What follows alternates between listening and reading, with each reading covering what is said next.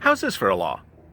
If you're elected to Congress, you only get paid for every bill that you work on that becomes law. And so if you don't pass a bill that becomes law, you don't get paid.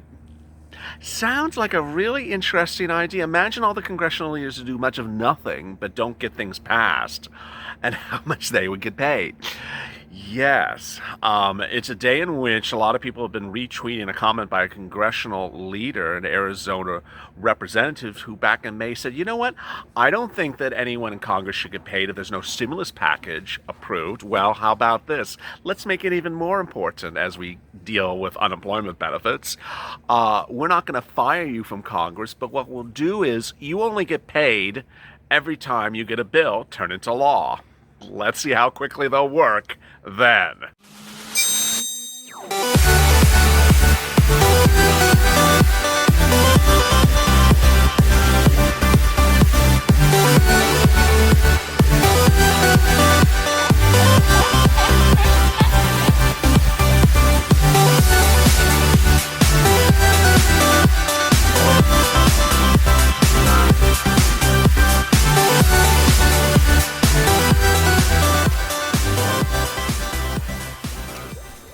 Hey, good afternoon, everybody. This is Unemployment, FPUC, and UI, with a lot of twists and turns of people talking about congressional leaders and how little work they do in a day in which there's big developments across the board. In this video, I'll be covering a lot of stuff, but first go to the Funnest channel and subscribe because, we're here to crush the virus. And also like this video and crush the like button as well. In this video, I'll be covering a lot of details. One of them is why the president left out FPUC in yesterday's tweets. You all sort of noticed that. It was very apparent. Of all the things he could have mentioned, that was inherently left out. Next, I will be going over a new twist in which the issue about laid off people, can you bring them back on duty? And someone dropped an incredibly great comment yesterday, which will actually be one of the discussions I'll go over, is how bad will tomorrow's unemployment number be based upon the impact of no stimulus being passed? Third, a new report says that stay-at-home work may not actually work, and that people may need to start having an environment in which there's actually a real job that they go to in a workplace instead of this telecommuting indefinitely. More about that in a second. Also, I'll be answering some of your incredible questions overnight. Let's get to the breaking details. The breaking details is that the parties are actually back talking, which is really sort of crazy. Steve called Nancy today and said, hey, Nancy, remember me? I'm that guy, I was told not to call you, but now apparently I'm told to call you. If you don't know what I'm talking about, yesterday the president told Steve Mnuchin, don't call Nancy Pelosi anymore. And then hours later, he said, call Nancy Pelosi again. It's reasons why this doesn't get going, because people are told to stop and then start and stop and then start. Well, he called Nancy Pelosi because he was instructed by Donald Trump to call about a standalone bill, not for stimulus checks or FPUC. And so when he called Nancy, he asked her about some things, and that was the airlines. The question is, why did the president not mention FPUC yesterday? Is it because he simply forgot about it? Did he realize that LWA has run out? And why did suddenly, LWA not become much of a topic of discussion for this president who did a decent job of doing LWA on his own accord the first time around? Why has he not done it? The purple power has really stepped up, and you really need to step up on this one because the president has the money.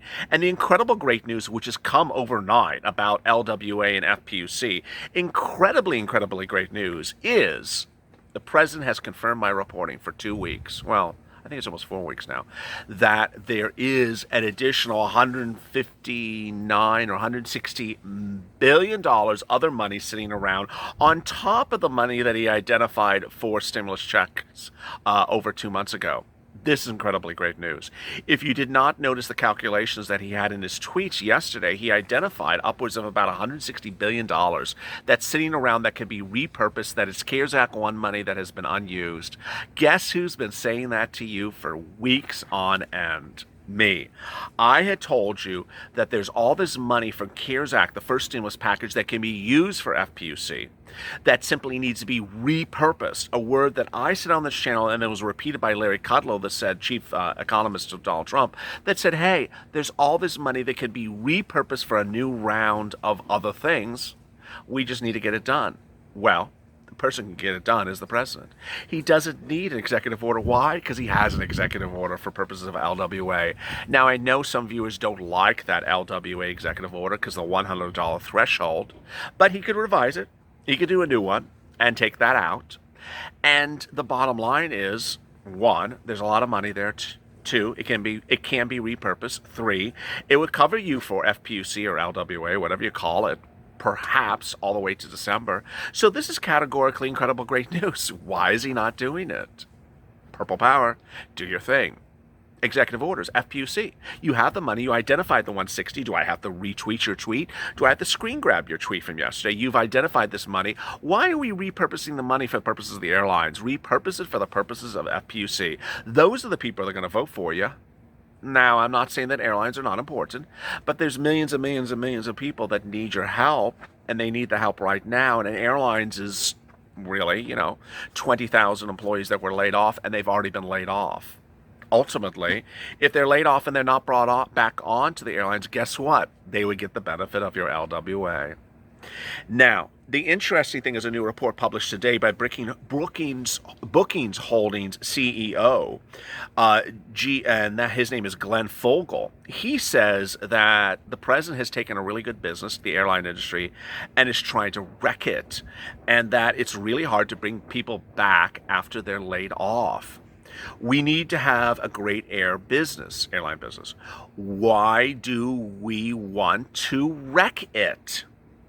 I do believe the travel industry will come back, but it's not going to be quickly. And I don't know how much damage the president wants it to suffer.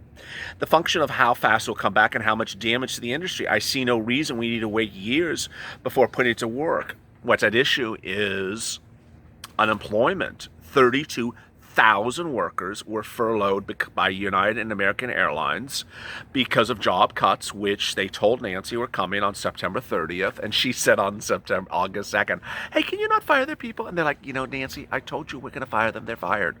Well, the problem is that tomorrow is the new jobs report. And this is an unemployment video that covers everything from UI to PUA to FPUC and everything over and above. And the question is, where will that jobs number be? Remember, tomorrow's Thursday, and every day at about 5 a.m. Pacific Standard Time, a new jobs report comes out. This is not, I'm saying jobs, I should say jobless number or unemployment number. This is a weekly number. It tracks how many new unemployment claims are per week. These are not people who were unemployed and then got hired and then got reemployed. These are not people who have gone in and out certifying for weeks. These are new people that just got fired. And this is not a monthly report like the jobs claims number. This is how many people are asking for unemployment assistance this week that did not ask it for the week before. And the number has not been good. It's been 800 something or more since February or March. I can't remember the day. I mean, we're at 25, 26 weeks, the most consecutive weeks of unemployment claims, over 800,000 since the Great Depression. We were at over 1 million for 22 weeks. Then we dropped a little bit to low 800. Then we went up to mid 800. The number's not improving. And so Larry Kudlow and Mark Meadows can tell us how unemployment has rebounded, but it has not.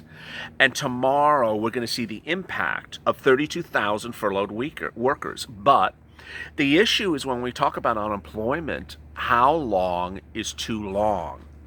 When you start letting people go, bringing them back is not easy. They may be elsewhere, or by not bringing back that money to work now, we are damaging the industry. It makes no sense to me. Why do we want to wreck it?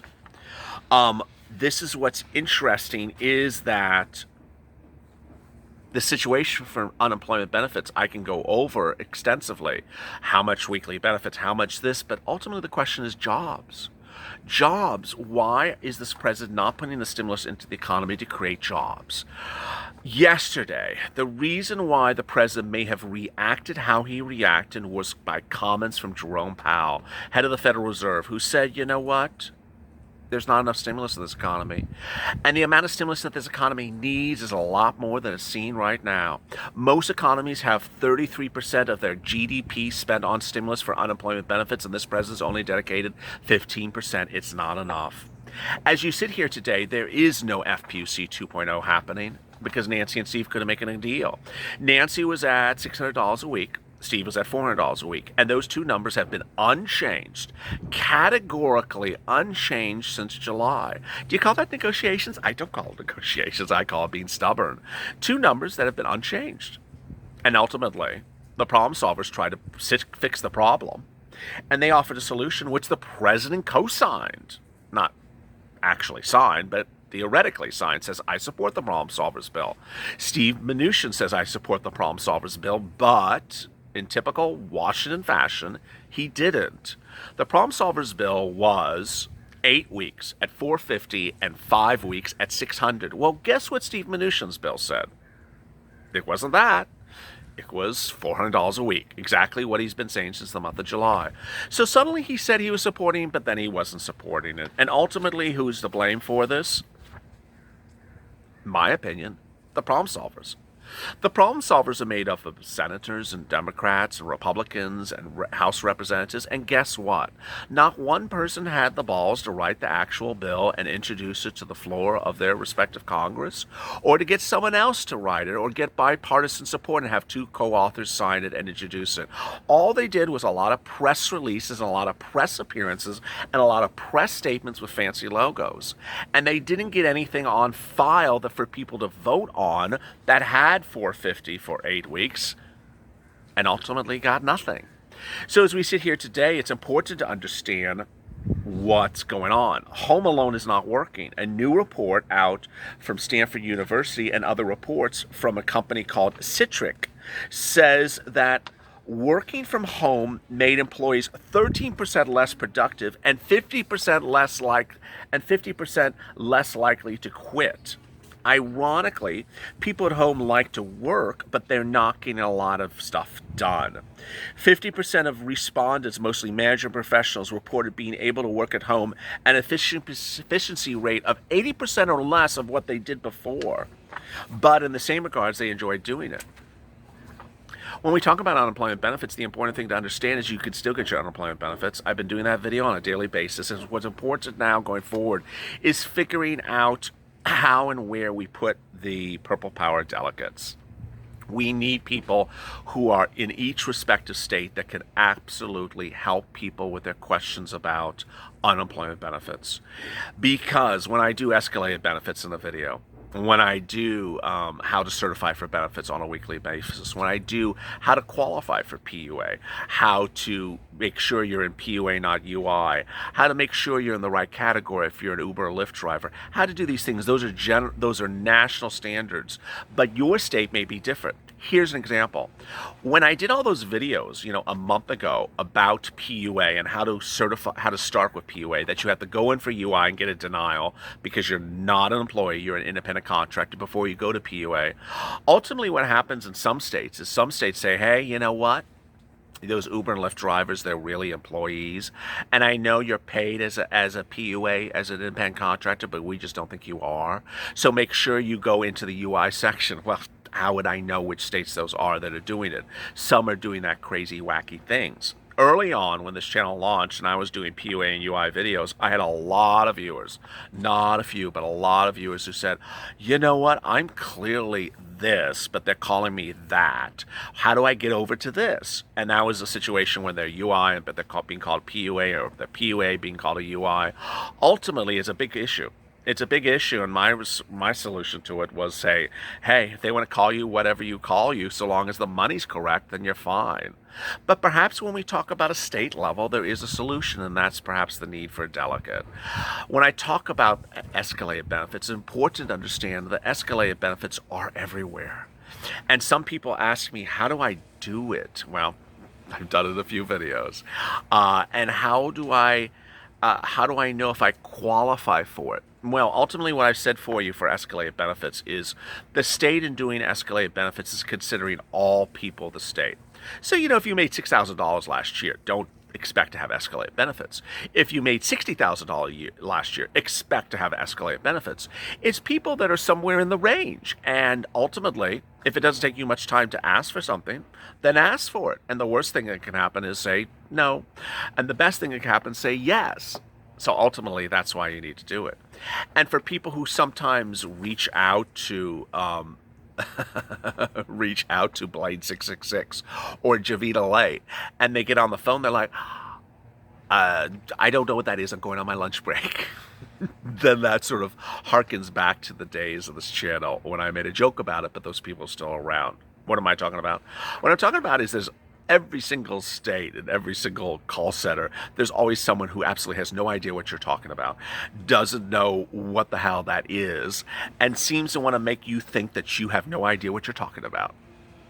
Bottom line is they don't know what they're talking about. So in the most respectful way, say thank you, have a good day, and get off the phone and call back and speak to another person. And I know it takes a while to get them on the phone, but that was one of the single most important elements of the advice that I gave during the EIDL days, which was, I'm still doing it today, which is if you get someone on the phone who has no idea what you're talking about, thinks that you're just, back crazy and, maybe leaving the temple doom, just get off the phone politely and call back and get someone else.